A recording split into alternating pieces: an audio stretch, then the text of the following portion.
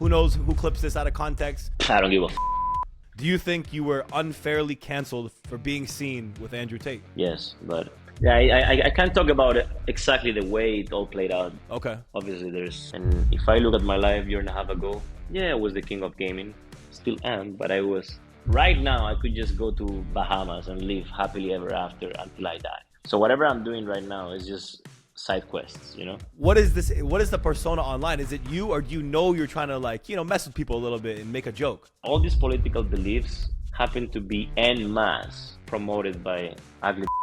Will we ever see you again directly in esports? The only way I come back. Introducing today, episode 4 of Exclusive. We have the founder of G2 Esports, Forbes 30 under 30, former esports professional athlete, Carlos Rodriguez, also known as Ocelote. How are you, my brother? I'm doing good. Thank you very much, bro. Thank you very much. Yeah, it's funny because a lot of those accolades, I don't even talk about them anymore. If not, actually, I don't speak about any of those accolades anymore. Like, Really? if you ask me, yeah. I mean, of course, G2 comes into play because people know me for G2, but a lot. But Forbes 30 under 30, I never say it. I don't care. That's my job. That's where I come in. I'm the one who has yeah, to, it's good. No, it's good.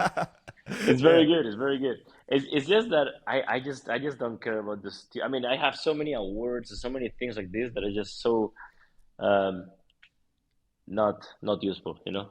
What do you in your that's a funny way you put it like that. Today, what do you think you're known for? How do you reflect on yourself? Well, I mean, I have always been a trailblazer, yeah. Yeah. In anything I was doing, whether when I was playing video games or whether I was creating content or whether I was creating companies, everybody looked at me as one of the leaders. I was always both hated and loved powerfully. I was never like, it was never like, oh, Carlos or Ocelote, he's okay. No, it's like either you hate him or you love him, you know. And it wasn't even by design. It wasn't not even on purpose. It just happened this way. Because I am the way I am, and I have always been the way I was. And although I had to play the game for some period of time, for a long period of my life, I always ended up doing and saying whatever I wanted. Okay. A natural shift here is where do you get your? I mean, I want to know. You have a very very confident, very driven in how you've done things business wise, and in this sense, what's your inspiration for your personality? Did it come from your father or certain, maybe grandfather, someone in your life, or how did this build? Where did it come from, actually? Well, I think that my father is my father is an amazing human being, still alive, thank God, and he's gone through hell on earth in terms of health conditions and you name it, and he kept his jobs. No, I'm sorry to hear that. No, ultimately, sorry to hear that when he dies. But ultimately, he's healthy, he's strong, and he had a lot of issues in his life, health issues in his life. And those issues didn't keep him away from providing for his family in full. And he's a very disciplined man. He's a real man, actually. He was never rich, but my home always had food. I grew up eating every day and having clothes every day, and that is more than many can say. On top of that, he taught me the value of holding myself to the highest standards. I remember one time I was playing football. I was like very young, maybe like 5, 6, 7 years old, maybe 8 years old, something like that. And I was playing football, soccer, 5v5 in Spain. If you're a boy, you play soccer, no matter what. It's like being Chechen and wrestling, it's the same thing. And really, and one time I remember I had a game and we won by like 9-2 or something. I don't know, like a really insane score. And I scored 7 goals. But by the time I was, after scoring 5 goals, actually, I, on the 6th, or supposed to be the 6th, I had a very easy ball. And instead of just putting it in the goal, I just did some stupid shit and I failed and I didn't score.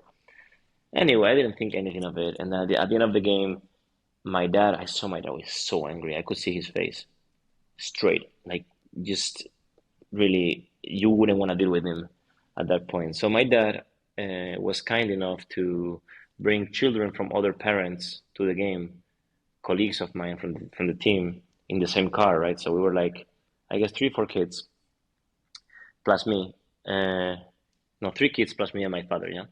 And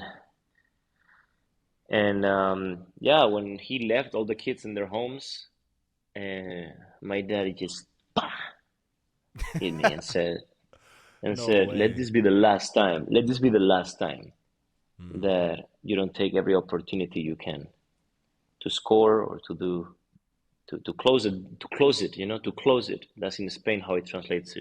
Yeah. And it's stuck in my head actually. So that's my can that that's how my father is.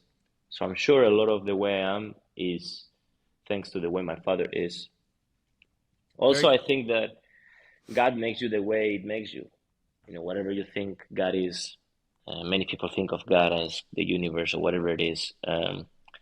However you are born, the way your spirit I do definitely want is. to get into God and stuff. I have, cause trust me, I have topics on that as well. Me myself, Yeah, but know this of myself too. Yeah. my point is that I am the way I am. I was born this way, and you cannot make an entrepreneur, you cannot make a soldier, you cannot make a warrior, you cannot make a nurse, you cannot make uh, you know someone really skilled with specific. You cannot make that person.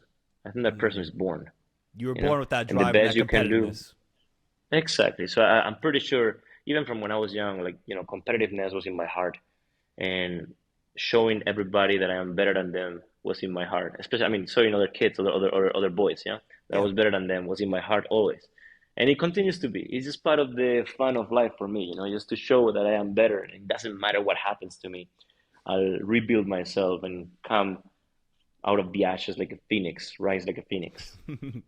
I love that. I love that mentality, and I think a lot of people, and I will say specifically, and I'll be honest about it, weak people cannot get behind this thought because they're not born with this competitive spirit, so they don't understand that life is a competition. It is actually getting above. You need to you need to beat other people and get ahead. Otherwise, you're just gonna be an average Joe, a guy in the pack, and never strive for anything great. So I think some people may listen to what you just said and go, "Wow, that's so mean," but that's the reality. That's life. So it's a funny concept that some people, the ones who understand it, understand, and they're in successful places. The ones who But don't are not. ultimately, bro, ultimately, I used to think exactly like this, like you're saying right now. But now I think a bit differently. Like after being exposed to so many different people, so many different cultures, countries, just backgrounds of people, I realized that it's not necessarily the best play for everyone to compete and to be the number one and blah blah blah. And right now, a lot of the red pill community is all about masculinity and fucking, everybody's just buzzing their hair and smoking cigars. But that's not what it's about. I think that you are who you are, Mm, and if you grow up under certain conditions and it makes you look behind your back all the time and doubt of people, be hesitant of people, and be militant with your approach and assertive physically with people and stuff like that. And that's how you build yourself up, and that's who you are as a human. Then you should play on that strength or in those weaknesses too. But if you are someone, I, for example, am I less of a man or anything like that just because I like to sing? No, I love singing. I fucking enjoy singing. I enjoy singing. I enjoy dancing. I'm Spanish, Johnny. It's like, it's what it is. So I think that you should embrace who you are. And if you happen to be someone that likes to follow orders and is good at following orders, and he just follows an order to the T, and he does the best job possible within the context of that task, then you should deploy your energy and your career into doing just that. I mm, can't follow orders for shit. yeah. If you give me a task, even if the task is very important, I will automatically, in my head, it just doesn't. Imagine my head as a puzzle. It doesn't fall into the right place. I'm like, this guy's giving me orders. I can't deal with that. I can't deal with it. Even if the order is correct, I really can't deal with that. Mm, And that has a lot to do with, that has a lot to do with the Everything. way Yeah.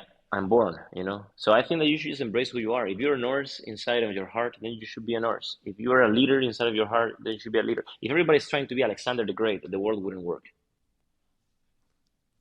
I'm not gonna lie, that's a fire quote, man. That's a phenomenal quote. I really like that one. Okay, okay. Speaking on the red pill community, speaking on, I think it's a natural transition into, um, a question that a lot of people. I don't know. I don't know. I don't know how many people have had the opportunity to sit down with you and really ask you this, especially ones that have a community of gamers who saw actually from like what happened to you, basically how Bro, you were treated nobody. unfairly. You're Yeah. literally the first one I'm giving the opportunity, really. Holy shit. Well, again, beyond blessed. So thank you. But And you know why is that? It's because of the energy you gave me just by reading. Um, it was humble but confident, respectful, curious. Is very important. And I have these kinds of conversations off camera almost by daily. I have a lot of little kids that look up to me, and I mentor them, and I enjoy it so very much to teach people not the way of life, but the way I view life. Yeah, yeah. and and it just makes me happy. Actually, it's one of those things that again, it's also in my heart. You know. So anyway, Yeah. you had a question. Sorry. No, I love again. This is going exactly the way. This is going perfect, brother. Do you think? So this is it. This is the spice where this turns into the meat and potatoes of everything that people are. Who knows who clips this out of context? Inshallah, they don't. I Inshallah, don't give a fuck. yeah, they keep it how it's supposed to be. But do you think you were unfairly canceled for being seen with Andrew Tate? Yes, but so what? There's a lot of things. Life is unfair, you know. There's a lot of things that happen in the world that are not fair. And who is to judge what is fair and what's not fair? Like, if you believe in spirits, souls, and you believe in God and things of that nature, you believe in reincarnation and things of that nature. Who knows if in your previous life you were a psychopath and you killed hundreds of people and then you were just paying the deeds. I don't know what's fair or not fair.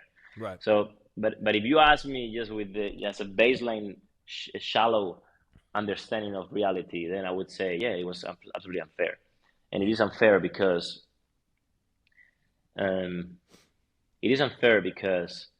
nobody should lose their career as a result of their friendships and who they deal with. What if I tell you Vladimir Putin is a good friend of mine?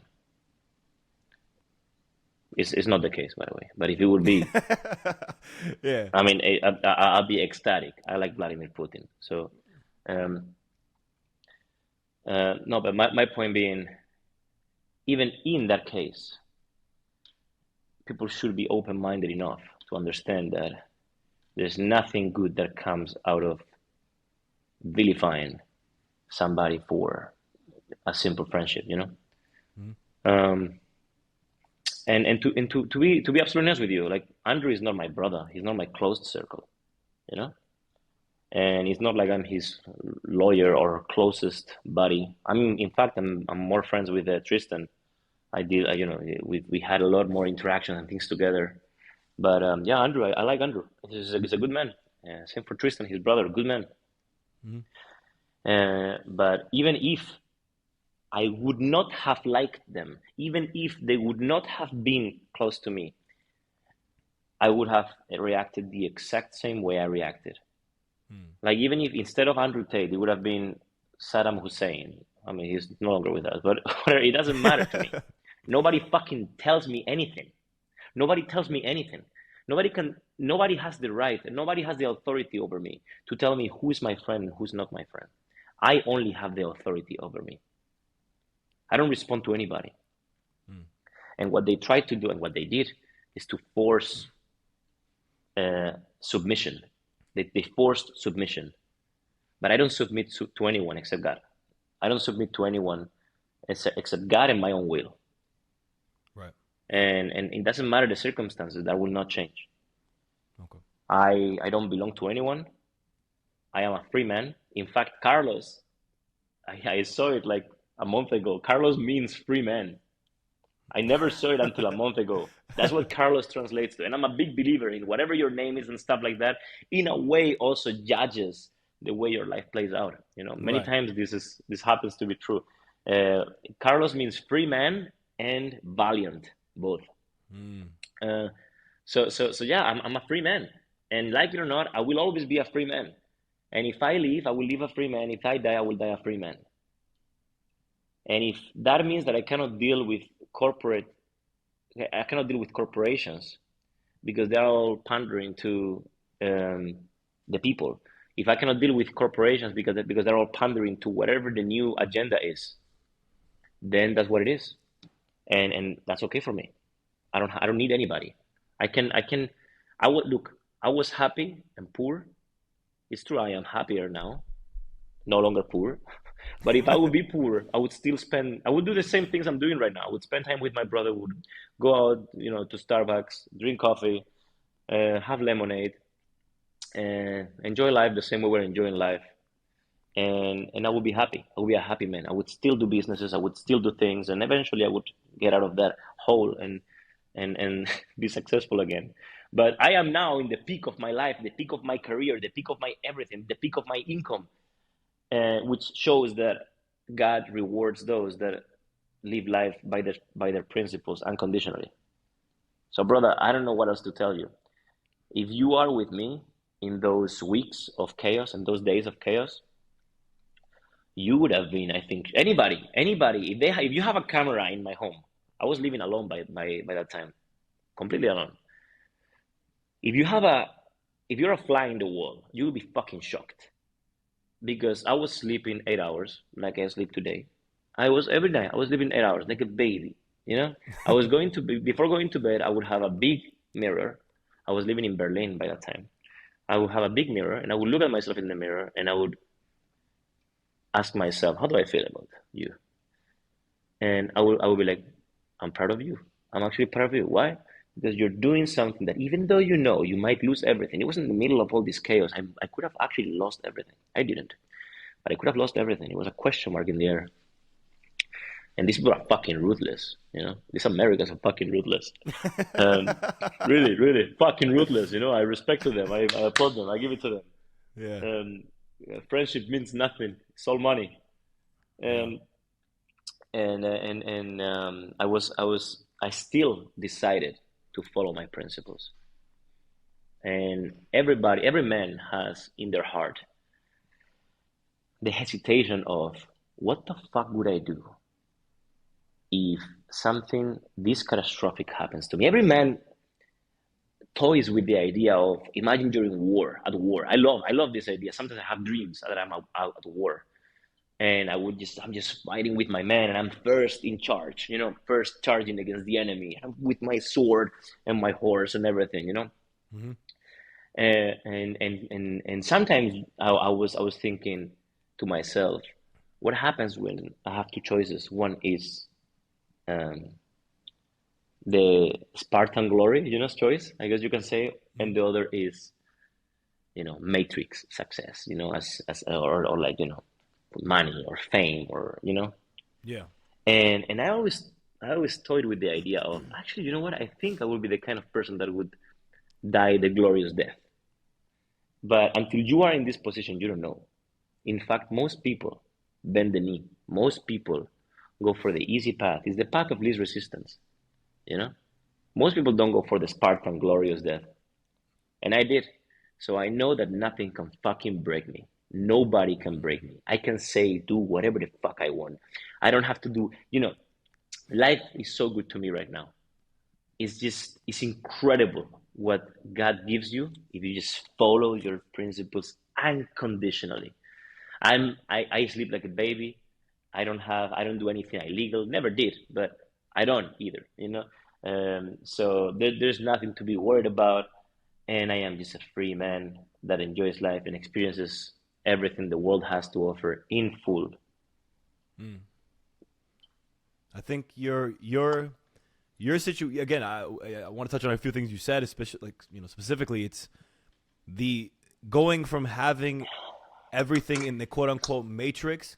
And then in a matter of one night over a post I imagine you never assumed would ever turn into what it turned into, having everyone you worked with, built up, try to be forcibly stripped from you, is something that again 99.9% of people could never imagine, have never been through, will never go through, excuse me, and you live to tell the tale. For you to hold your morals above the bottom line, the profit, is, I don't think many men can say, again, regardless whether someone would agree with you or not. I don't care whether they agree with anything. I don't care if they agree with you or don't agree with you. It's a very easy way to try it out.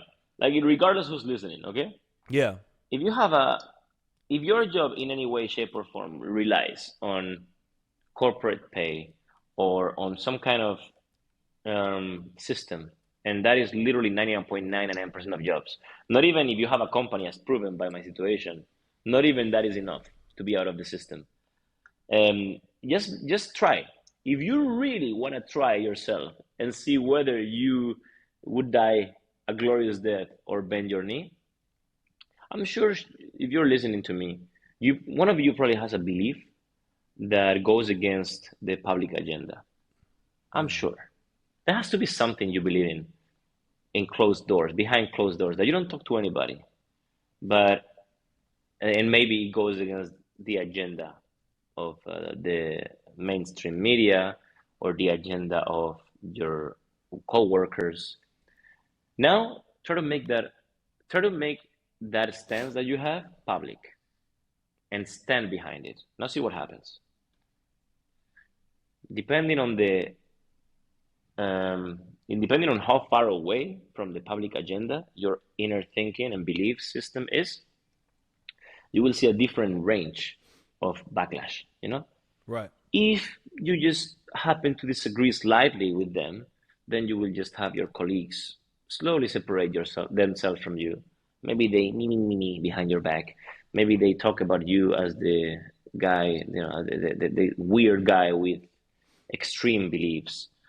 Now, if you go a little further away from the herd, then you should expect proper backlash.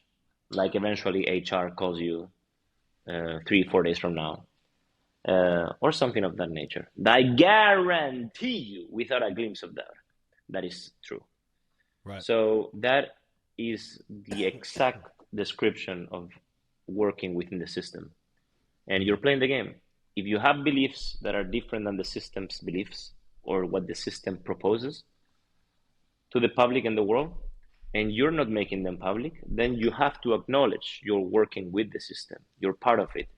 You're one of them, And I'm not saying everybody should be like me, fucking insane in the head and just go against the whole system. No, because everybody's different, like I told you, Yeah. And some people just some people just want to live a quiet life, a calm life. Okay, if I have to say yes to your shit, okay, fine. Yes, very good. Please chop kids' dicks, always good.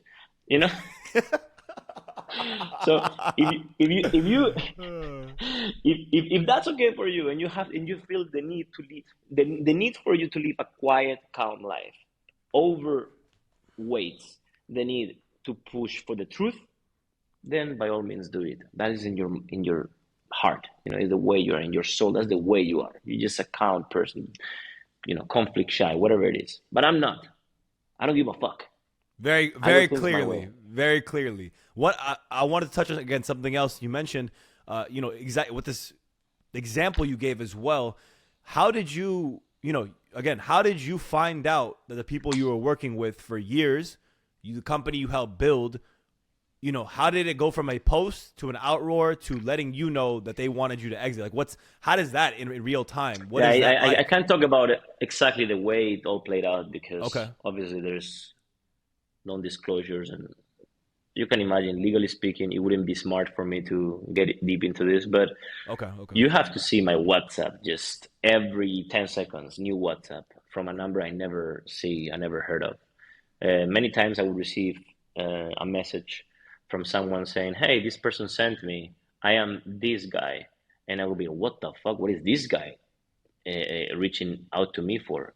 A known person. If I tell you the name, you would know the name, and Yeah, they yeah, would reach yeah. out to me because someone else close to me told them, you have to speak with Carlos and tell him to apologize and to go back on his words on whatever it is, The group And think like you were speaking on started to take effect. Everyone, you said for it's sure, I just mean, I never expected it to be this incredible. Like every single party, I'm talking about companies, I'm talking about, I can't go deep into yeah, the yeah. in specifics, Every single company, every single human was uh, proposing Proposing. Yeah. a similar statement from me. And when I mean similar, it's eerily similar. Mm. And obviously that statement was never was never put out. I told them I can't do this. I can't. I can't. I can't. I can't. I can't. And everybody was like, "Why are you crazy, man? You will lose everything." I can't. I really can't. I can't. I can't. And you realize the power of the system. The power of the system is very high, Do but you the power of do the you believe in the system, Matrix? Do you believe in the Matrix? of course, the system is the matrix. I don't. I never heard of the matrix until Andrew Tate said it like this. It's a good analogy, but I'm not too caught up into it about it. It's just a system. It's a system. The world works in systematic ways, and the people in power keep their power through um, very intelligently keep their power through rules, and very intelligently they keep their power through quieting people down that have a conscience, quieting people down that have a voice, quieting people down that have a reach. If those people are not playing under the rules created by them, then they know that they have the potential to wake people up, and evoke them to think differently about how the world works, which might not be um, as obvious as we see it on TV. The people in power will. This is all very well structured. Like, I will not get again into details because this is not. I don't consider it my quest right now to What do is your this. quest right now? Spreading. I mean, To spreading truth. Yeah. focus on the yeah yeah no, not spreading the truth, is to um, show to people a positive way to live life in full.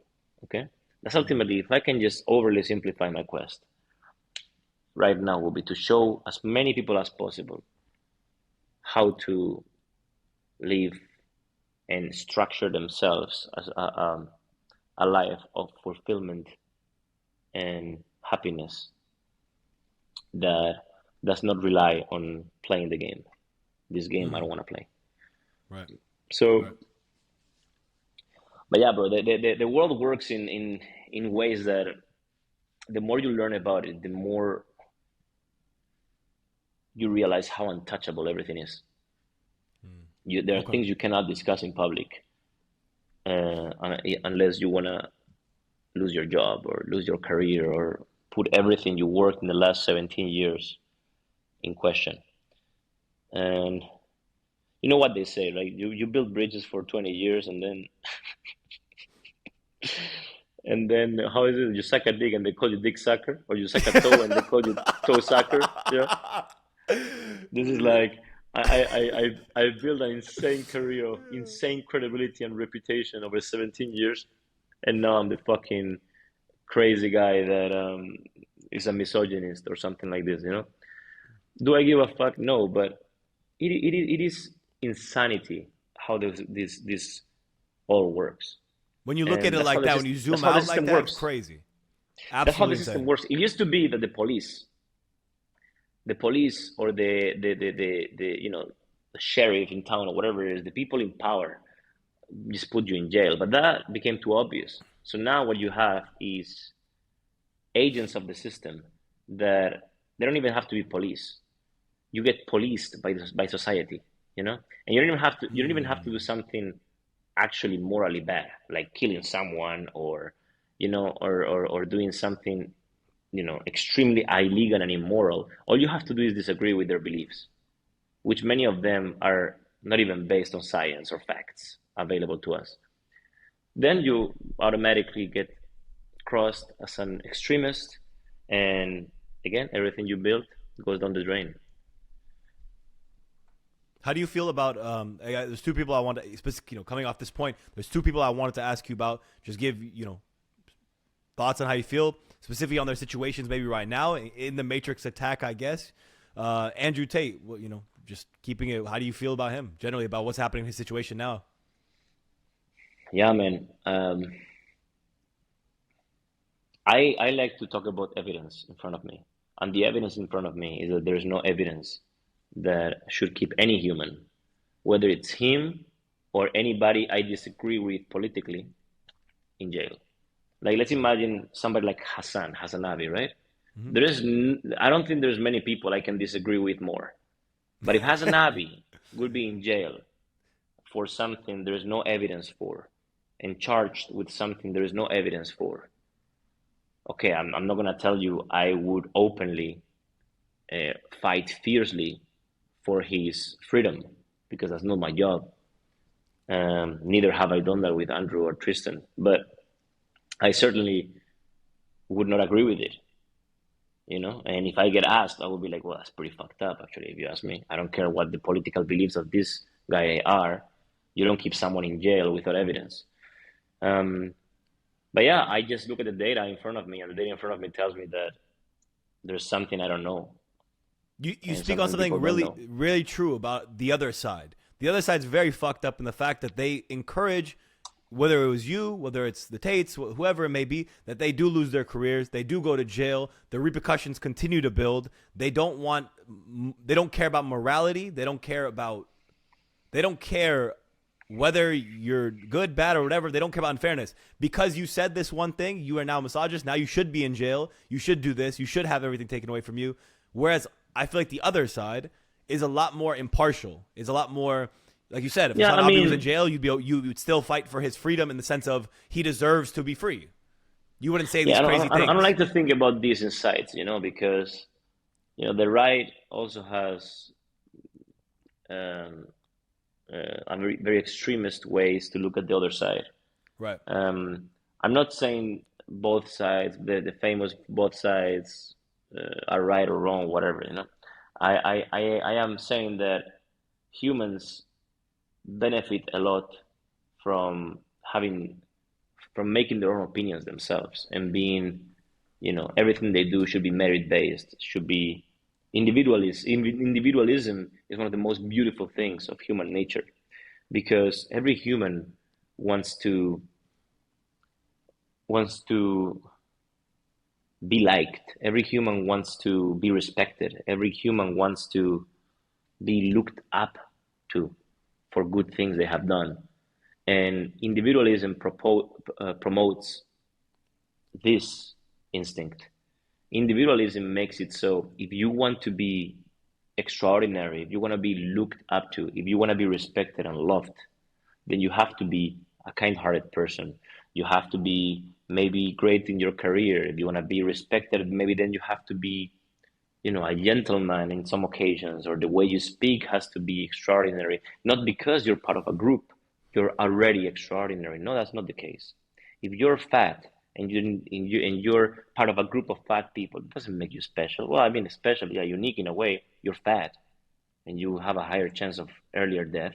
But but being fat there's nothing extraordinary about being fat. There's nothing excellent about being fat. There's nothing to be respected about being fat. But now, because everything is group thinking on every side, yeah, there's a lot of group thinking. Certainly more on the left, certainly, but this group thinking makes it so individualism dies out and exceptionalism dies out, and instead you have groupism, if that's a word, a lack of standards. Just because you are part of the LGBTQ, because you have a pronoun that is special, ze, zer, they, them, or whatever the fuck it is, or just because your weight is about 300 pounds, then you're special. in a good way. Yeah, you're excellent. Well, that's not the case. You have to build yourself up. You have to make yourself excellent through your body of work, through your character, through your charisma, through the way you dress, or through whatever it is, whatever metrics you want to be judged by. Those must be individual metrics. Your empathy, the size of your heart. Like, being empathetic doesn't mean you have to lie to everybody and yourself, you know? Like, for example, if you ask me, what do you think about LGBTQ? I'd say, bro, live and let live, you know? If people want to do whatever they want with their bodies, with their free time, it's up to them. I know what I want. I wouldn't invest my time like this because this is how I am. But if someone is the way he is, what do you want me to do? What do you want me to do, bro? I understand different religious beliefs even disagree with me, but I am the kind of person that really just lives and lives life, you know? But now, if you're forcing my circle, whether it's my children, whether it's my people, to follow your fucking agenda, it's just not gonna happen. It's just not gonna happen. I rule my house the way I rule my house. Nobody gets to decide the way I rule my house. I'm not doing anything illegal the way I rule my house. But if you make it so, unless I gender reaffirm my children, unless I do that, you will charge me with child misbehavior. How do you call it? Child abuse. That is insane, bro. It doesn't matter where you look at it from. It's insane, you know. Yeah. And you know how they made it so schools no longer teach religion, which was the first step of many into the chaos we have today in the West. Well, if you choose to go that direction, which, okay, fair enough, you want to do that, fair enough. There's no way in the world that you can teach children um, these kind of sexually related things so early in their lives. This is insane. There's no way this is in any way reasonable or acceptable. Do they exist? Sure, they exist. Just live and let live, Yane. But there's no point in any of this, you know. Yeah. Um, Getting into the other side of this as well. I want to speak on is considering you took part in it, were all about it for years and years on end, and you saw it develop from 20 years ago to now. Do you believe social media is good or bad for people? it doesn't matter if it's good or bad. It exists, so you have to deal with it. I am very realistic with these things, you know. And what's the point of asking myself if it's good or bad? It will exist in perpetuity now, social media. So you might as well just deal with it. If it's bad, then deal with it. If it's good, then great for you. You know, it doesn't matter. It doesn't matter. I don't think about life like this. I think about life like you're born. I mean, God gave me everything. Look at me. I look good. My parents are beautiful. I have a beautiful heart. I don't have a glimpse of jealousy in my heart. I grew up with food. I grew up with clothes. I grew up in a developed country. I grew up with love. I grew up with a mother that taught me to meditate when I was 17 years old, and that changed my whole life. I grew up with a father that taught me the value of being a man, and that changed my life. I grew up with a younger brother that I always had to protect and help mentor. Uh, I grew up with everything. I have two legs, two arms, two ears, two eyes, a large nose, but a nose that smells very well. I have all my senses intact. I am very lucky since I was born. I was very lucky. What else? I mean, um, I am very lucky, and not everybody is equally lucky, you know? Yeah. What has the So, transition been like from you said you lived in Berlin prior, correct? yeah, I lived in Berlin. I mean, I lived in Europe. I even lived in New York at some point. I mean, yeah, I've been living around the world. What made you decide to leave Europe and leave the Western world and go to Dubai? Well, I always wanted to go, well, always, for the last 2.5 years, 3 years, I wanted to go somewhere else to live because I never saw myself living in Europe, really. I thought Europe had a very small mindset, very small thinking in terms of ambition, career ambition. And for me, above all, is career success. I enjoy succeeding. If I would have been alive in medieval times or middle age, I'm sure I would have been some commander of troops or some king or something like that. I know that because my brain operates this way, when I wouldn't be happy otherwise. So yeah, that's the way I envision my happiness coming from, or most of my happiness coming from. And Europe cannot give you that if you want to play with the best card. If you want to play poker with the best cards in hand, Europe cannot be the place of living for you. And so I knew Europe wouldn't be it. And I was seriously considering New York, LA. Um, but I was always in the back of my head very worried about how liberal these places were and how non-inclusive to different ways of thinking these places were. And it was always a bit jarring. I spent like 4 or 5 months a year in America every year of my life since I was like, what, 18?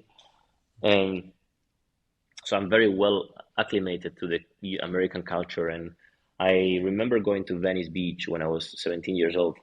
And I was looking around, I was like, oh my God, I want to build my empire here. And then eventually I kept coming back and kept coming back. And I was still getting, Airbnbs around that area or hotels around that area. And then Santa Monica and stuff like that. And every time I returned, I was like, what the fuck is happening here? Like eventually it came to a point where I didn't even want to go out because every street was smelling like weed, had homeless people everywhere and smelling like shit. It was really not safe. I saw these needles on the floor and I was like, what the fuck has this place become? Right. And so my dreams were a bit shattered pertaining where I live because I wanted to have the ambition or around me, very ambitious, successful people around me I can learn from and do business with, which is what LA and New York provides you. But on the other hand, I had the other side that is also very important. Like, well, in the case of New York, weather is miserable, and I like great weather. And in the case of the people you deal with, the society you deal with, they are not like me or like my circle at large. It's very hard to find people like my circle with honor, with that are loyal, that are respectful, good men, good woman, kind-hearted. Uh, for women, not hoes. Very very respectful, feminine, soft, non-confrontational woman. And I mean, this is a lot of reasons. So I knew that I had to, if I were to move to America for business, I would pay the ultimate price in many other areas in life.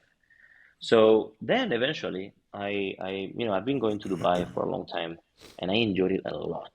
But then after COVID, I realized that the amount of people moving to Dubai was stratospheric. Like so many people were moving to Dubai, but people I respected actually, people I looked and never looked up to, but looked eye to eye with, or to, and these people were talking always so great about Dubai, and so I started going to Dubai instead of just for party, for business and trying to understand, how I could monetize me going there.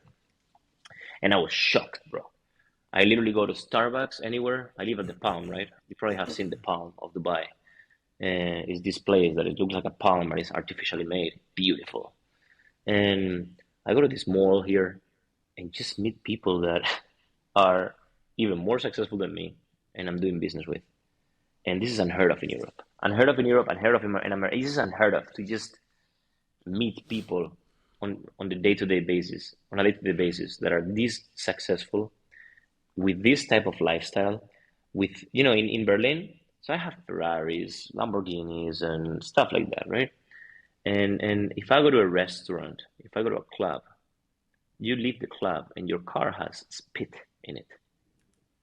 It's these fucking jealous people, all these Yeah. fucking cyclists, green guys, they just key your car, and these is jealous people, There's nothing like that here in Dubai. If the police catches one of those motherfuckers, they're out automatically. And there's nothing like that in Dubai. You can leave your anything, your phone, this hand is 100,000 euros. Okay, so it's $110,000 more or less, right? I can leave this on the street. Maybe I do one day an experiment. I can leave this on the street for 24 hours. And no Either one's I gonna come touch back it. the day, no one's gonna touch it. Either I come Wow. back the day after and they're still there, or they are in the closest police something. They'll be somewhere. What do you think the difference? And What do you think the underlying thing that makes people adhere to the rules in this country? Like, why is that? Why do you think underlyingly that is? Is it why do you think I didn't apologize when all of this happened? principles? Principles. That's right. Hmm. Why do you think I have principles? That's for you to tell me. Religion, honor, your family, your I bringing. I don't mean, know. religion plays a role, but Hmm. not necessarily. If you don't follow any religion, but you still are in connection with your mind, you probably still have very strong principles. Probably, Right. maybe equally strong principles. It's self-respect. It's called self-respect. It's the same reason why you don't see OnlyFans around here. It's the same reason why. I mean, there's all kinds of people everywhere, yeah. But we're talking Yeah. Yeah. about percentages here, yeah.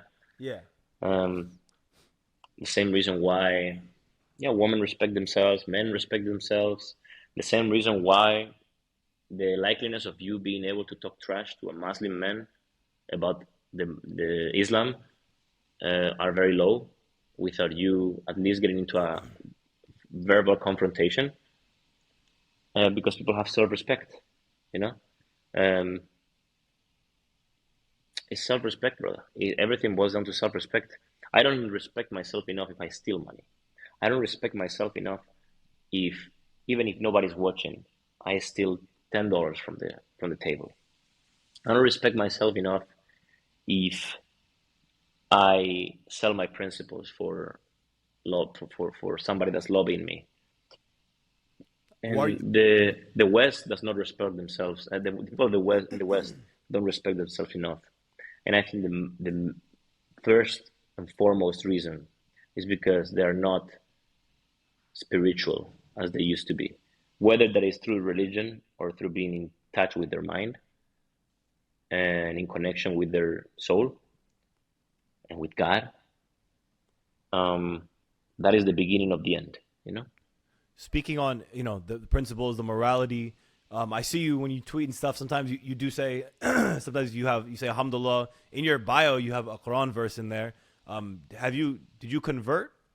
Yeah, I did the Shahada actually a year and a half ago, but I didn't tell anybody. I kept it to myself. Um, I never allowed people to talk trash about Islam in front of me, even though in the West is incredibly Islamophobic, especially Germany.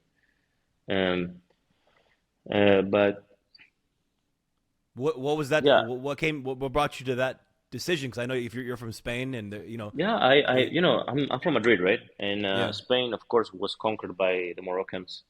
There are a lot of Moroccan people, especially living in Madrid and also Andalusia, the south of Spain. And I grew up surrounded by a lot of Moroccans actually, and some of the most beautifully hearted people and familiar people I have ever dealt with have been Moroccans and Muslim actually. And so even growing up as a Catholic, I um, I always enjoyed the company of these people, and they're incredibly respectful to other religions as well, by the way. The most respectful religion with the rest of the religions as well, by the way. Um, and their sense of brotherhood these people had always struck me as very unique and almost unreal because no other religion has this sense of brotherhood like Islam does.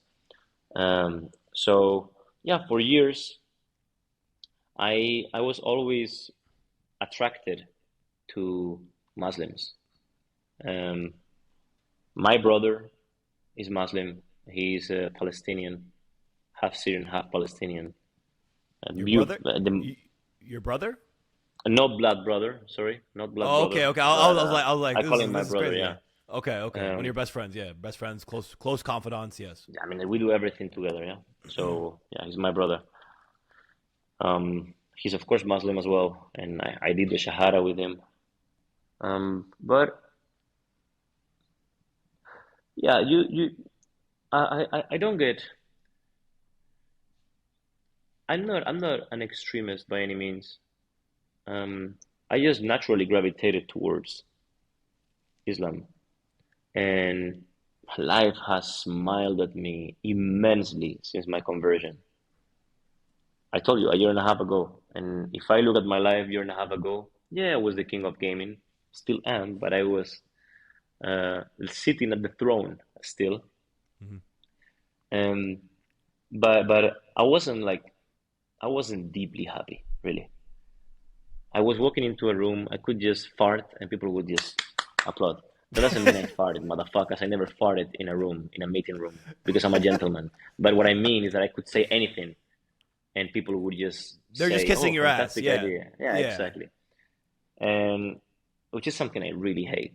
I always told everybody I hired, you have to tell me the truth because I want to grow. My goal is not to be happy. My goal is to win, you know? Right. And for that, I need people to tell me the absolute truth. And when people kiss your ass, they don't tell you the truth. They tell you what you want to hear. So, yeah, ultimately, I, um, what was I talking about? Actually, I lost my train of thought. We're talking about faith, how how you're guided to how that guides your life and how you came from Catholicism to Islam, and I guess what position that holds in your days now. I guess, especially being in Dubai, you're in a basically you're a Muslim country, so it's a very different surrounding from being in a Western surrounded place to now Dubai. It's a big transition, Islamic based. Yourself, your own principles lined with that. But I think you touched on majority of it. Unless there's more you want to add to it, I kind of wanted to pass on into your life now because I don't think many people hear about or know anything what you're doing now because the king of gaming has now gone kind of radio quiet. What are you up to? I guess. Well, I own, actually, this month I'm launching three different businesses, which Okay. it has never ever happened in my life to launch this many things in this short amount of time. It's my birthday in what? In 2 days, actually. Happy And early birthday, brother. thank you, brother. And I am launching one. It's not really a launch; it's a pre-launch. Um, Another one in the same week, and then another one, and then two in the 28th. So I'm very busy with a lot of stuff that has nothing to do with esports. Of course, I still have my esports investments and my esports ownership, and nothing changed. I could literally just right now I could just go to Bahamas and live happily ever after until I die, just with the residual income, the performance on my cash, just on bonds, you know. And I wouldn't have to change anything. I would still buy supercars every year. I would still live in $8 million home. It doesn't matter. Nothing would change to me. So whatever I'm doing right now is just side quests, and Yeah. bonus things. So my life project is the Circle. Join the Circle.ai. That's my life project, my legacy project. That will be alive for 50 plus years, 100 years. I will die. That thing will still keep going. And I repeat, join the Circle.ai Tell and us more about it. Tell me more about it because I saw performance you. I saw the link. Yeah. performance driven community. Um, but you will know more as it launches on the 28th. But on the 15th, we are doing a soft pre-launch. We are only picking up a few people because we want to try the tech. We want to try everything and start getting feedback, and then use those 2 weeks to iterate for the official launch, which is on the 28th. So in 2 days, on my birthday, we do this, which is a great happy birthday, a great gift actually. And Right. yeah, there's Shiba Saga, which is a blockchain games company, and fantastic project as well. Doing it with great people as well. Launching also on the 28th, and also doing a fund actually. So a lot of things that are actually very fun and pay even better than what I had before. So I'm telling you, when God sees you being rock solid with your beliefs, God gives you more of everything. It's insane. It's really insane how it works. Like I'm just walking on the street and I'm meeting people I end up doing millions of dollars with over the course of a month. It's really Right. absolutely insane. and I sleep like I told you, I sleep like a baby. Everything I do is legal. I don't have to take any risks that are not necessary. I really everything is just smiling my way, brother. And I'm truly happy. I can just connect two people and make $1 million like this. I have two things that from what you said. Um, do you believe in crypto? Because I mean, you said Web3 gaming and stuff. Of course. Are It's you a like not believer in believing. crypto? Okay, do you believe in crypto? Okay, the question is, do the governments that the people so much respect and must abide by its rules believe in crypto? Well, the short answer is yes. Every single top country in the world is implementing digital currencies. You will not have cash in very soon. 2025, the digital currency is coming to play. 2025 onwards, every single dollar you have in your bank account will be tracked, and they will know exactly what that dollar is being used for. You will not be able to go to an ATM and get cash because what is that cash for? Nobody knows. You have to pay with your digital currency. So everything will be crypto, everything will be blockchain based, everything will be traceable by the government and the tax authorities in perpetuity, even back in perpetuity. When you're 110 years old, they will still be able to track your expenses for your purchases from when you were 31 years old. And this is coming in 2025. So if the government believes in crypto, you better do too. Because trust me, the government doesn't lose money. Do you feel like that's only a Western world thing, or also in No, where the Dubai whole is? world is gonna move to this. And of course, the beautiful thing about some of the chaos in the world right now is that BRICS exists, which is an alternative, is the east part of the world banking system, and the biggest countries, most relevant countries on the planet that are not Western countries are in there. Even some of the Western countries are applying to be part of BRICS. So, but yeah, the whole world will operate under the same um, uh, currency method or payment method. Why? Because those in power, whether it's in the West, on the East, or whatever, will wish to retain that power. And there's no better way to retain power than by being able to track expenses and limit the amount of spending per person. Like for example, the West, what will happen eventually is that, yeah, I guarantee this is gonna happen. By the way, guarantee. If you surpass the amount of carbon footprint, then you get a penalty and you can't spend X amount of money in buying your next car. And that will continue to multiply. If you don't agree with whatever agenda it is, then you get a small penalty and you cannot purchase something special you want to purchase, That will happen. Yeah. I guarantee that will happen Oh, on a long enough time frame, and we're not that far from it. So yeah, it's the whole world will implement this. And if you're not buying crypto, this you're just, especially right now, is a good moment for crypto. Very good moment for crypto. Right now, all of us that are not retarded are amassing immense amounts of crypto.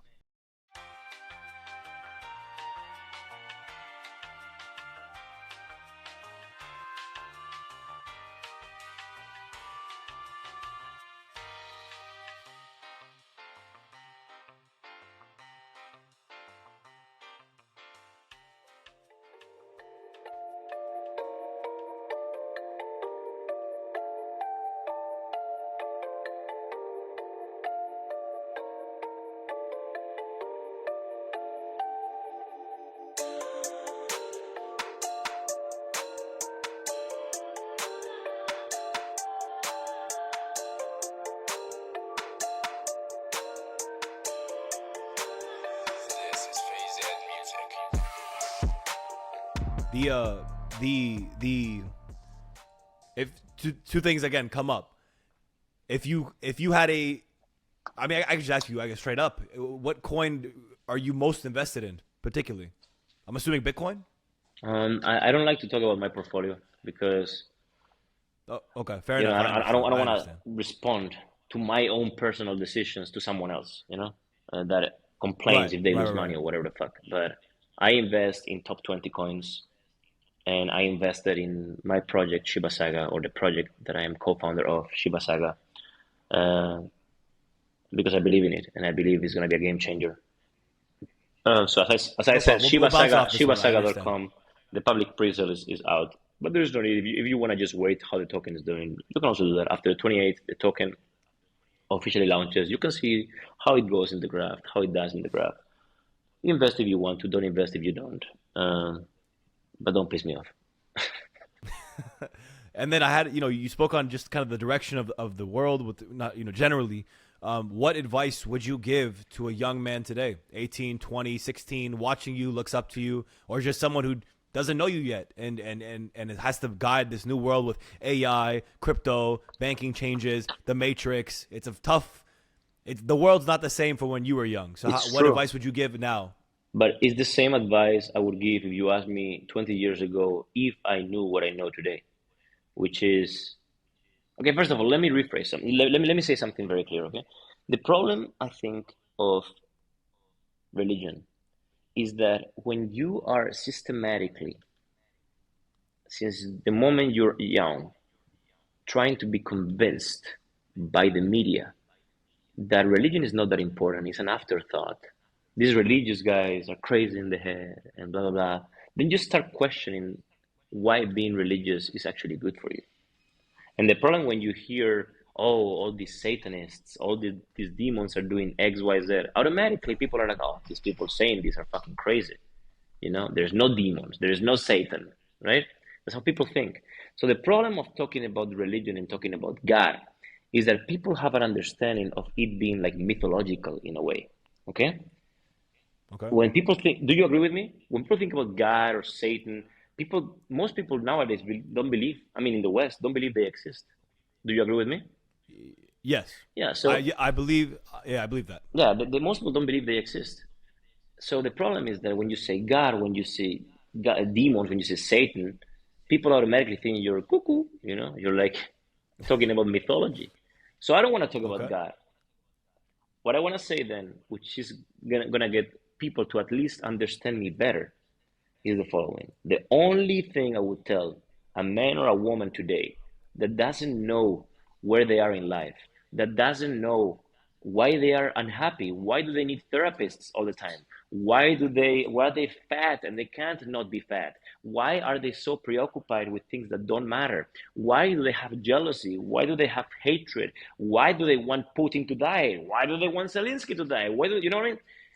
These people just need one thing, and normally we would say you need God, but what you need is to get in touch with your mind. What does that mean? Your brain, your body is your physical you. Your mind is your non-physical you. And when I say connect with your mind, on a long enough time frame of you connecting with your mind, you will end in the realization that there is 100% chance that God exists. I will repeat. When you are in touch with your mind and you learn how to make that symbiosis, that connection with your mind through quietness and breathing, on a long enough time frame, I'm talking years, there will be in your head a 100% certainty that God exists. This is why they say, if you pray, you're close to God. This is why they say, and this is why I tell you right now, if you meditate, even don't think about religion, think about meditation. Think about quietness, think about breathing, connect with your mind. And if you do that every day, just make it a goal, 10 minutes, I guarantee that you will have a lot of answers to questions you didn't have before. You will be a happier person. You will be a more fulfilled person. You will be more whole. You will be more loving. You will be more empathetic. You will be more ambitious, or whatever it is in your heart that you are born with, more nurturing. Whatever it is in your heart that you're born with will multiply. Jealousy will slowly fade away. Although I do believe some people are born jealous, I believe you can work on it. Have a conversation with yourself. I'm like, this doesn't help me. Right. That's it.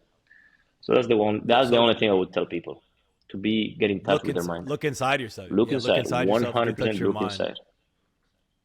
And imply that everything is your fault. Explain that. Wait. Say that again. Explain. When I hired people in all my companies, when I was in all my companies, I always said to people, the best way to succeed here is to imply that everything is your fault.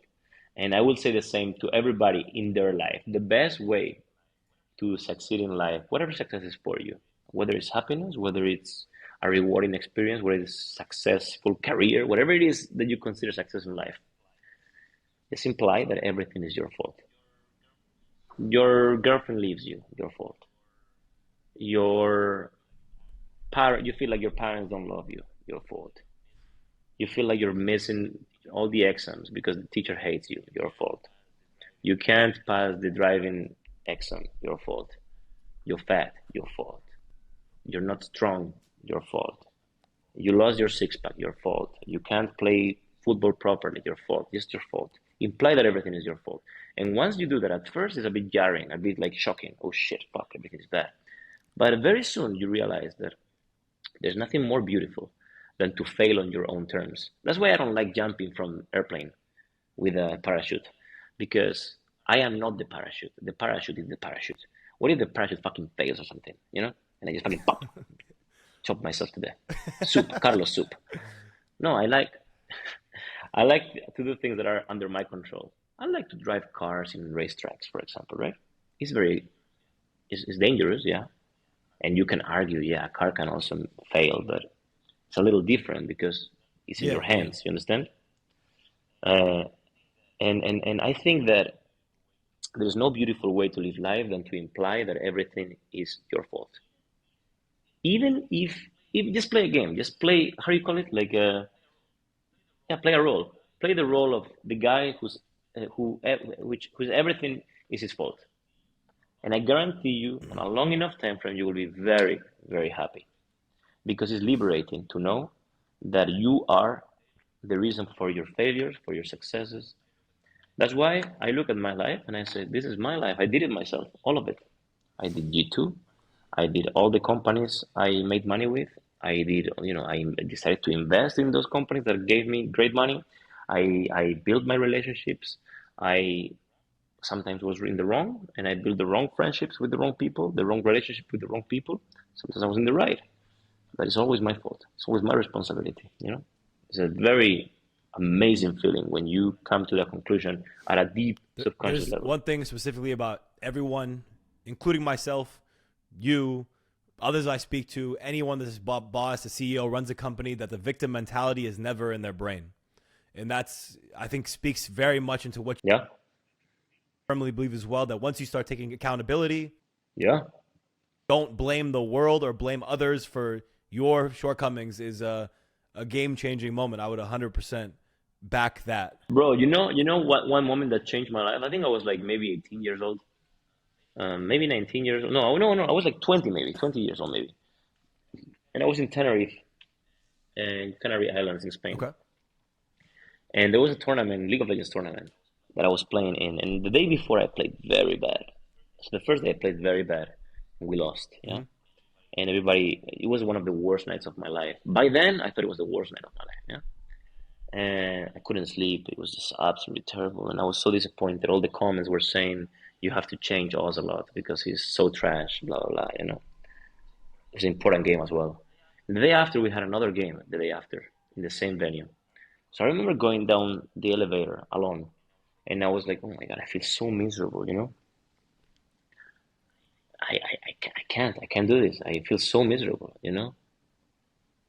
And also, like, my teammates committed so many mistakes too. Why are people blaming me? Like, why are people focusing on me? Is it because I'm the captain, and the captain gets all the eyes? And what about my teammates? My teammates also did wrong, and blah, blah, and the opponents played so well, and this guy played so well, and he had the game of his life, and blah, blah, you know? Not me, you know? But eventually I told myself, okay, what if I just assume that today is going to be the best day of my life? I'm going to role play, okay? That was on the way to the elevator was going down. Okay, it was a tall hotel. By the time I reached the ground floor, I was already convinced I was going to role play, and today was going to be the best day of my life. So the doors opened, and I said to the receptionist, good morning, I wish you a wonderful day. You look so beautiful today, okay? In Spanish. and by the way, I think I remember the face of the woman. Maybe it's like a dream, but I think I do.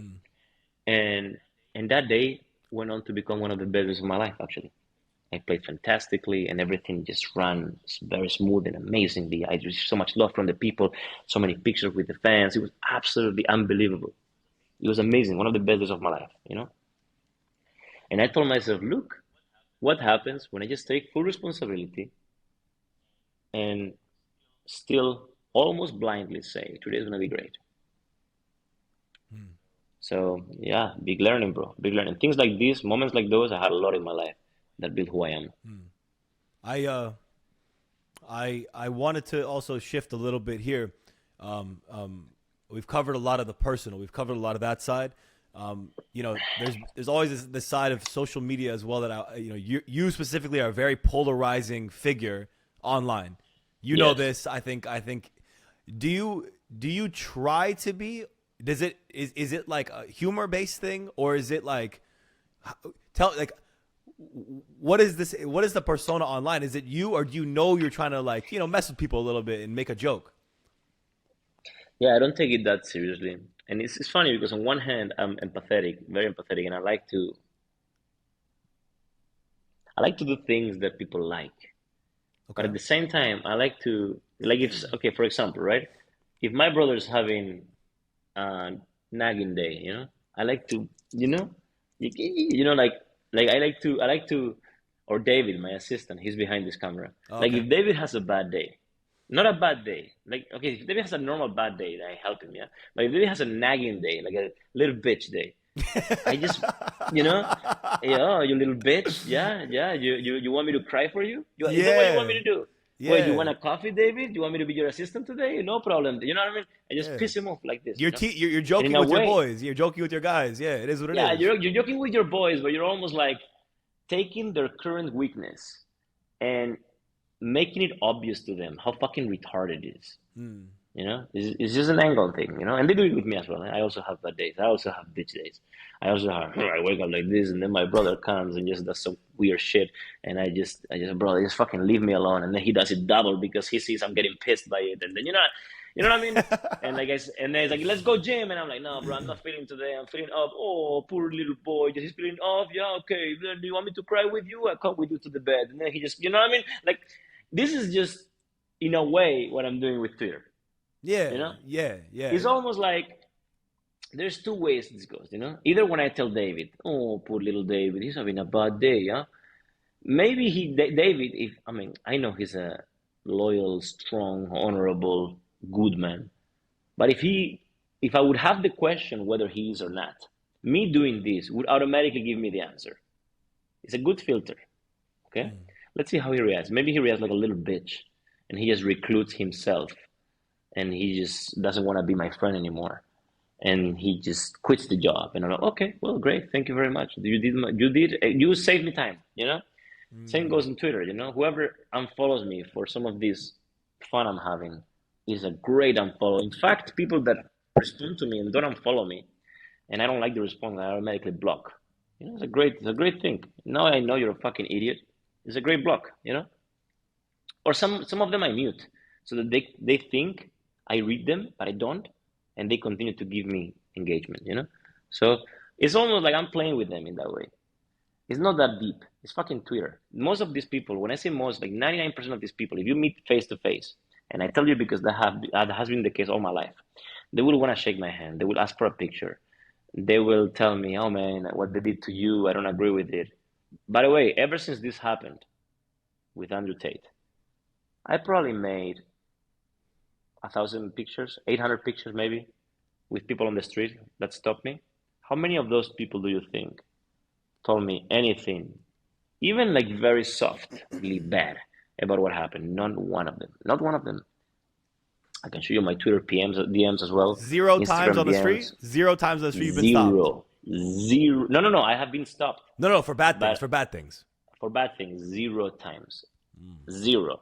But if you go on Twitter or Reddit, you would think that the world is a libertarian, leftist, horrible place, non-inclusive place that hates everybody. But the truth is that most of this happens mostly in social media, tech companies, video games, and things like this, Hollywood. It's like it's verticals, especially that happen online. In real life, nobody's like this. Okay. First of all, because most of the people don't go out that much. Second of all, because if they do, they don't have the self-respect to hold their morals up physically. Okay. What do you in the last little touch on social media that I have here? How did you've been at esports for a long time? Again, you're a game changer in the space. You're someone who nurtured the space. To be honest, how does this culture, knowing how politically correct it is, knowing how left leaning it is, knowing how Twitch is itself, you've been around for all of it. We saw with I don't know if you saw the NickMercs situation recently where he tweeted out, leave the kids alone. And then we saw the big uproar, but then a big range of support. How does this community come back to normalcy? Because I feel like it's one of the most left-leaning, one of the most liberal. It will never. I don't think it will ever. Really? Like, the problem is that you can say the most kind of atrocious shit on Twitter, but if it's left-leaning, then you're okay. Like, you could tweet right now, I hope Putin dies tomorrow from something horrible, and nobody would bat an eye. You wouldn't lose your job. You wouldn't be canceled. I might get 10K likes. You might get 10K likes. But try to do that with some other human from the other side. For example, I mean, then that puts you on a list, but Exactly. That's the point. That's the point. Exactly. Yeah, that's the point. But that's how the world works, bro. That's how the world works. And in a way, what the fuck can you do about it? Not much. You just have to accept it. That's just the rules of this specific town hall. But not every town hall is like this. Like, I mean, let's be honest, bro. Like, I'm dealing with very good people. I'm saying good, not just in terms of success, but I'm saying good heart. People that take care of their families, people that give to charity. A lot. I'm dealing with very, very beautiful woman, kind-hearted, sweet, the sweetest humans I've never met, even in the West, once. This kind of woman here. And these sweetest beings would, both man and woman, would agree with very little of what the current Twitter and Reddit landscape agrees with. Very little. So it all goes in silos, Yeah. I don't deal with ugly bitches, therefore I don't deal with women that have this kind of political beliefs, It happens to be that all these political beliefs are en masse proponent? No, how do you call it? Propelled? Which one? All these political beliefs that I don't agree with happen to be en masse and at large promoted by ugly bitches. So I don't get to see that often now. There's a lot of ugly bitches in gaming, though. So that makes a lot of sense. One thing. Okay. Again, being objective, like I told you, it's not. I have my objective truth as well. When I took a look at people who were in support of, or who weren't in support of what NickMercs said and couldn't understand what he was saying in any sense and blew it up to be something that it wasn't. Not gonna lie, brother. A lot of them were ugly as hell, bro. Guys, girls. I'm telling you, bro. Physiognomy. Either side. Google physiognomy. Anybody listening to me right now, Google physiognomy. Physiognomy is one of the biggest hidden truths of the world. Tell me more. Good people look good.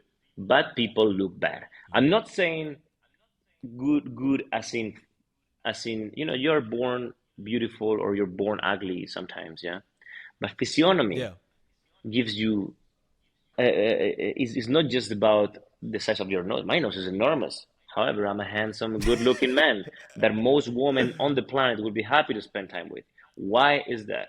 I have a kind heart, and on a long enough time frame, that kind heart builds up an energy, an aura, a demeanor, and yes, facial features and hands features and everything, features of a healthy, kind-hearted man. And people sense that. You understand? Same way, it's the same way why if you breathe from your mouth, I don't know if you listen to me right now, anybody listen to me, if you breathe from your mouth over the course of 10, 15 years, if you always breathe from your mouth, you will be uglier. What does uglier mean? Uglier means that at large, people will consider you unattractive. Why does that happen? Because the human nature is so smart, is so intelligent, our instincts are so strong that when you breathe from your mouth, it means you are sick very often. So the facial features that get created when you breathe from your mouth are so that suggests that you're sick, and people catch up onto that. You understand what I mean? But if you breathe from your nose Yeah, yeah. always, and you do that over the course of 15, 20 years, you sleep breathing from your nose and so on, you will look better, straight up. Better for the eyes of the people, because that's how instinct works. Because you will develop facial features that tell the world you breathe from your nose, which becomes more attractive. Because it goes years, generations and generations of survival, with You're basically, I think, I don't know if you've heard this Islamic principle before, but it's the one that speaks on person with good morality or bad morality. There's a glow to yes, them, correct. It's the right? same The good principle. person's gonna Same have principle. There's a glow to them. Yes. And you look at Yes. a French bulldog. French bulldog is an ugly fucking dog. But I love these ugly fucking. But how beautiful are these ugly fucking dogs? Tell me, they're so beautiful because Yeah. they're so full of joy, jumping everywhere. It's not about that kind of prettiness. It's not about that kind of beauty I'm talking about. It's about the kind of inner beauty that goes out through your face in the form of energy and demeanor, and also facial features. Yes, you know what I mean. So, Yeah. I so, understand. so yeah, I believe there is a big point to this. I think when your heart is impure, when your heart is ugly, then you also become ugly in the outside.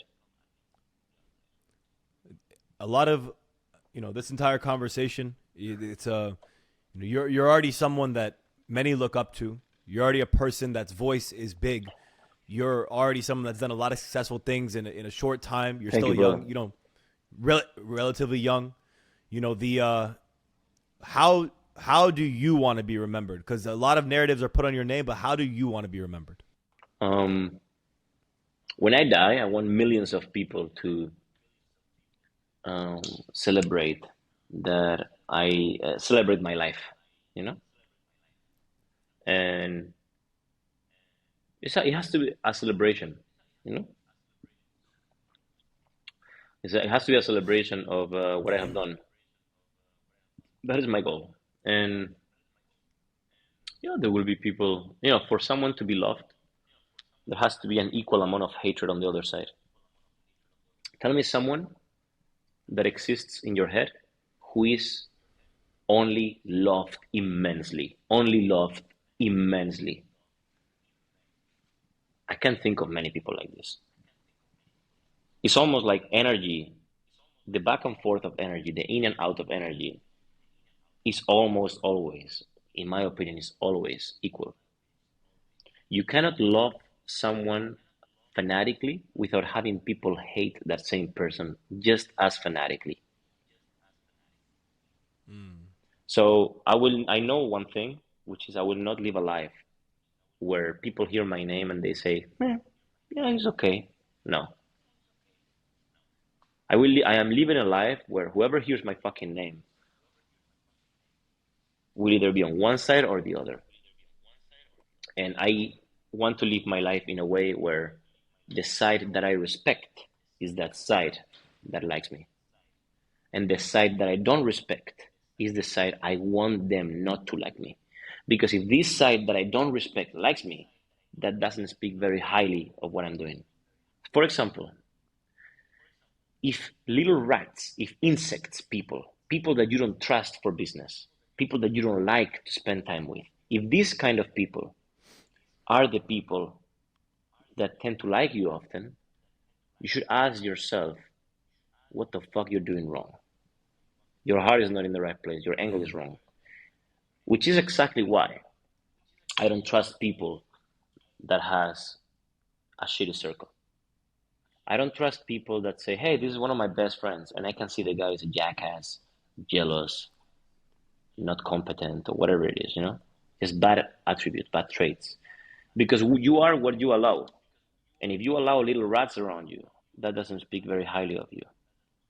That doesn't necessarily mean you're a rat, actually, but it does mean that your standards are low. And if your standards are low, it means you don't have enough self-respect. And if you don't have enough self-respect, what does that mean? You can steal, you can do things that you shouldn't do. You see, all boils down to self-respect.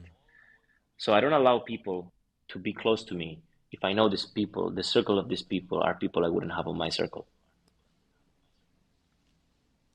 Straight up, because I know their self-respect is not up there. And self-respect is the single one metric that tells you whether you're going to get fucked by them in the worst case scenario or not.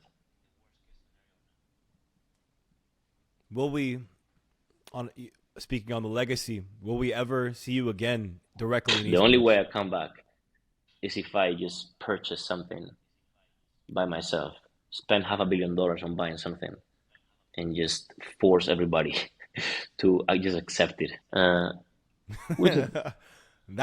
would be a crazy fucking day. I can't lie to you, brother. That'd be some crazy fucking day. It's definitely not impossible. However, to be a successful team, you have to play in the games that are successful, and to be, and those games are all at large, led by people that would never let me in, nor I would want to be surrounded by. So,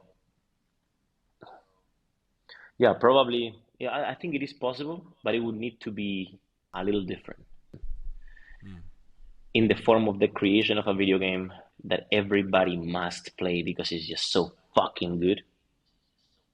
That is like, okay, this guy, I don't agree with him, but his game is amazing. Or it would have to be something. I've not thought about this, because I put esports on aside because I don't need it, and I was there for 17 years. I accomplished everything I could accomplish. I built a $500 million company by myself, and yeah, I feel like I already hit enlightenment in that industry. There's nothing you can teach me in that industry. I literally know everything about that industry. Everything. I could create a team from zero. I could buy FaZe tomorrow for 50 million, and I could make that $1 billion company in 2 years without a glimpse of that. But I don't want to. I don't want to. Hey, Carlos, I'm just saying, you run it a lot better than these motherfuckers. I'm just saying. Yeah, they're retarded, but that doesn't, it's it's just not gonna happen. I'm having too much fun right now with what I'm doing, and I don't deal with investors. Okay. I don't deal with anything like that. It's my money. It's my business. It's my things. I don't have to respond to anybody. They can all suck my dick. So, time-wise, we're getting there, but you just said something that, not to suck my dick, but before that was real good. So I wanted to just take a tidbit of it and just ask. A lot of people are worried right now. The landscape of investing, venture money, this kind of stuff.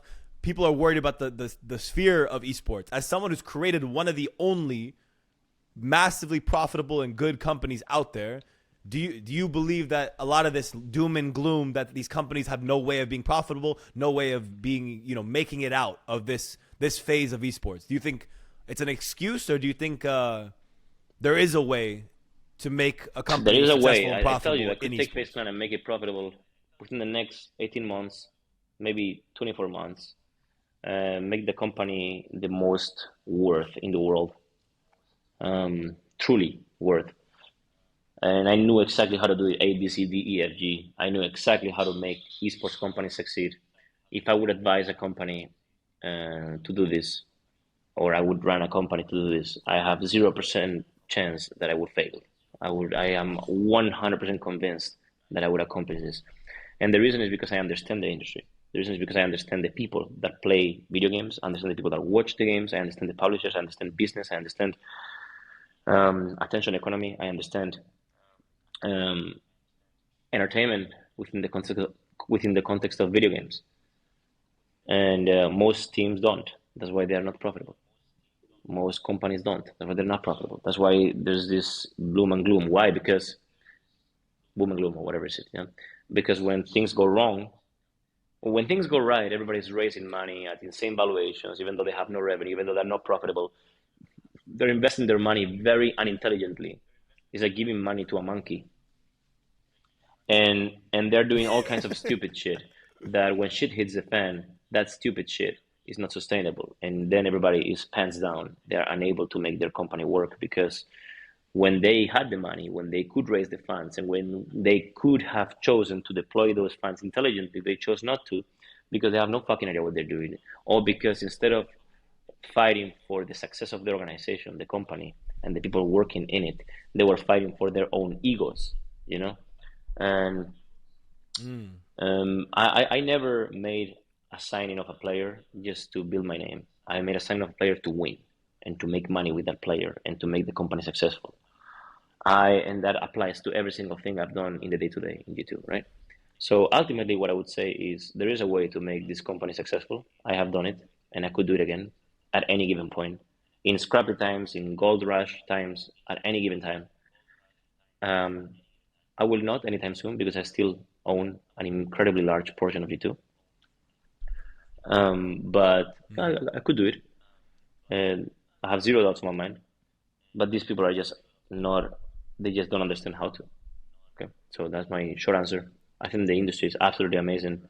I think that the industry can be broken down by ideologies, and the same way some sports have been destroyed by ideologies. And ultimately, what video games are online worlds where you get to play with people and build a community with people that like the same thing. There's a common denominator, which is they like the game. And if you add more aspects to it that have nothing to do with the game itself, then you will create a lot of problems that did not exist before. So I would say for anybody in esports, whether you work there or, well, yeah, let's focus on the people that work in esports. Yeah? The industry will continue to do well because there will always be idiots that raise too much money at the wrong time. You might even be able to progress in your career, hopping from job to job, getting paid more and more by hopping through all these idiot companies. And then eventually you can say, I was the CMO of whatever the fuck for 2 years. And that's how you build a career. And then you have a nice CV. You can do okay. But esports is not a place where you should expect to stay, 8 years in the same company, unless you work for a very, very good company that you truly believe in. And I would say G2 is one of those, actually. Even to this day, I'm not in G2 operationally involved, but the people in G2 are still very good. Still very good. Most of the people you see working there, I have hired myself. So I trust and I have mentored myself and I have taught myself. So I know those guys will continue to do good for a long time.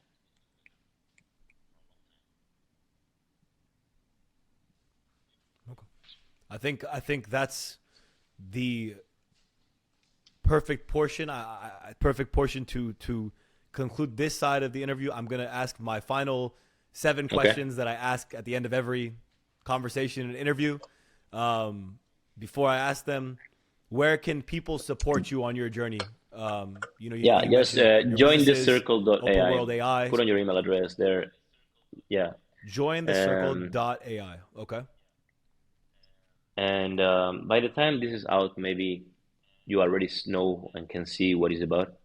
But join the circle.ai. Anybody willing to improve their life, if you feel like you have to, there's high chance this will be positive for you. Shivasaga.com. If you're into crypto, if you're into video games, or if you're into crypto and video games combined, then take a look. Ultimately, do whatever you want, but the project itself has been laureated and spoken highly about by some of the best industry leaders already. The actual concept is genius, and I believe in it so much that I invested money myself in it. A lot of. Whatever, maybe not for Elon Musk, but a lot of. And ultimately, Twitter at CarlosR. For now, Twitter seems to allow everybody to exist, which is great. But I don't know if that's gonna be like that in the future. But for now, please add CarlosR on Twitter. And then if you want to see the cars I drive and the fun I have in my life besides business. Then go on Instagram and follow me in at Ocelote World. Ocelote World. Yeah. And that's about it. If you're jealous, don't follow me on Instagram. It's not gonna be good for you. If you get inspired easily, then by all means follow me. High chance you'll get inspired. Beautiful, beautiful, beautiful. Definitely, everyone, please check him out. Someone to definitely keep up with in this world. And let's get to these last couple questions, okay? Let's go. What turns you on creatively, spiritually, or emotionally? Can you repeat? Turn me on what? What turns you on creatively, spiritually, or emotionally? It turns me on creatively, spending time with myself, thinking. Emotionally, you said? It's just what turns you on. Oh, it's one word. Yeah, Okay, yeah, okay, one yeah, thing, okay, basically. One sentence, one word. It's meditation, prayer, Beautiful. What turns you off? incompetence, laziness, entitlement. Incompetence, laziness, entitlement. What else? Victimism. Okay. What sound or noise do you love? Sound or noise you love? Oh, you know when you have the money like money and you like this, you know when you count them, I like you that know. one. I like that one. I think you Yeah, can make yeah. a sound on YouTube like that, and I would fall asleep and I would sleep 16 hours straight. Okay. What sound or noise do you hate? Oh, the ambulance. Oh my God, that shit's terrible, bro. Oof. Okay. What profession other than your own would you like to attempt? There's nothing I haven't done that I would like to do. So nothing. Okay. What profession would you never like to attempt? Politician. I was during the course of the talk earlier, I was going to ask if you ever wanted to go to There's zero politics. I chance, guess bro. not. There's no way. I'm not a politician, bro. I'm not a politician. Because to be a politician, you have to be populist in whether it's with the people or with internal affairs. You have to be a populist. Go with the wave. Go with the song. Dance to their song. Do as they please so that they're happy with you. And no, bro. Oh my God, that's the ultimate no. There's no way, 0% chance. There's not enough money you can pay me for me to be a politician. You give me $10 trillion and all the power on Mother Earth.